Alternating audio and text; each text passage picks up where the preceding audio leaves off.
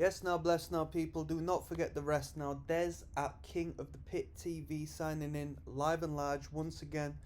We're going to be checking out Children of Bodom's full record, Follow the Reaper. Had a nice reaction on the first couple of Children of Bodom tunes I checked out.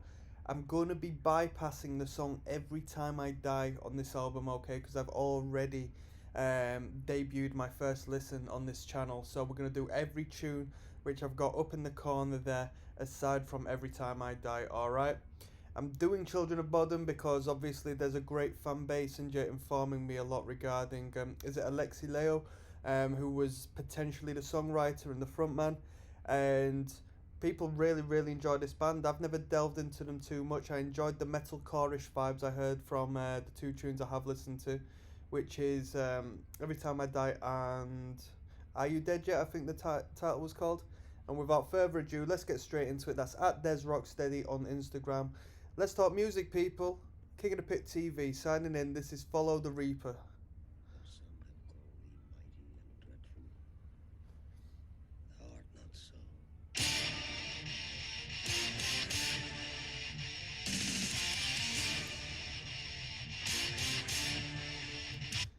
I'm not gonna lie to you, I get crossover vibes with this first riff with the stabs in. We got bum bum bum. I think they're keys, aren't they?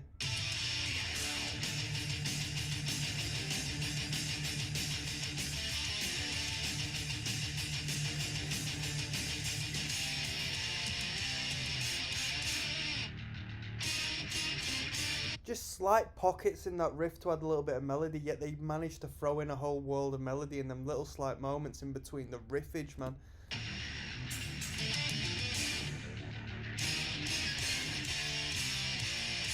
Almost video game-ish stabs on the dum dum dum.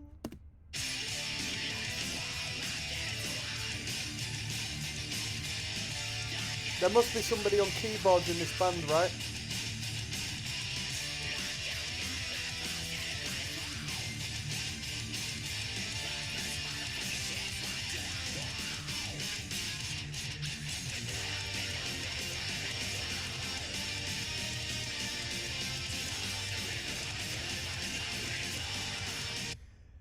When these metal bands include keyboards, it always adds this mystical element to the entire piece. I've been listening to a lot of music via this reaction channel as of recent, as to where we've had bands with keyboards and synths in, and by default every time it's added this magical element to it. It's never been organic. It's always taken the music to a higher plane, to a more mystical plane. It removes a little bit of the harshness and the impact, in my opinion, but in replace of that, it adds a new depth and fills. So let's say this is the band, your standard band, yeah. You got guitars, drummer, and a vocal, yeah. When you add them synths, you take that scale, that spectrum, and you add on to that, and it creates a broader space, but it just removes that heavy concentrated impact from the center, in my personal opinion.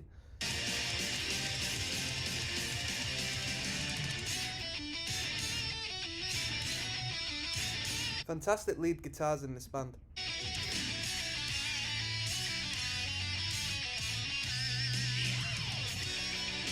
Ooh.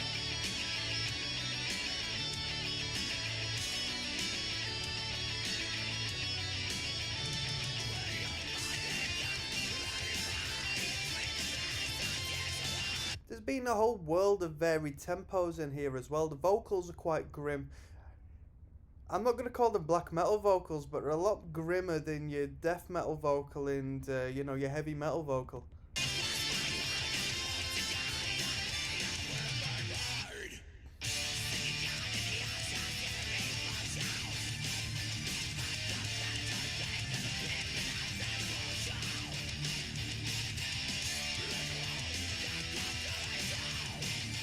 A relatively basic riff we've got going on with the guitars at this moment in time, purely as it sort of gives space for the vocal melody and rhythm. It's like a chorus section, this, right?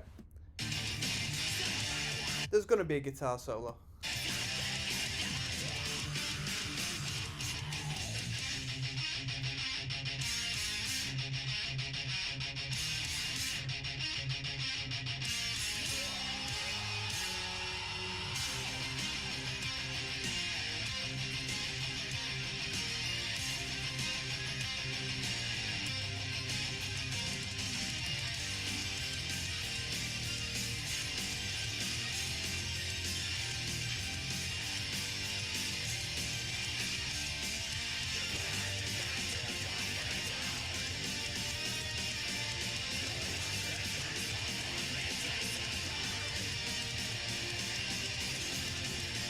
I bet this was a really good band to see live. Are they still performing live? I think they lost their frontman, didn't they, at some point? But are they still a band?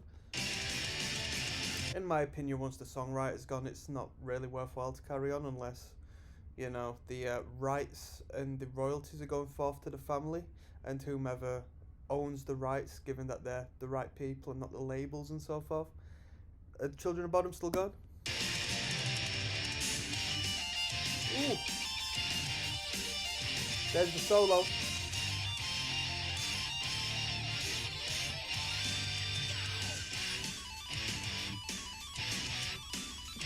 Whoa. Is that the synth? Is that the person on keyboards? Whoa.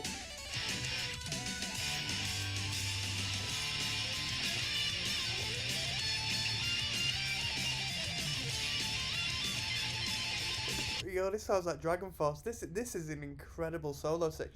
I'll tell you what, I don't care for guitar solos. I don't care for solos of any sort. But this section is incredible.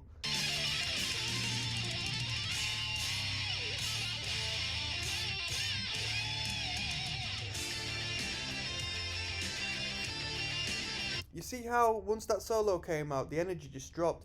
The energy that was provoked through that solo section was just, wow, really good.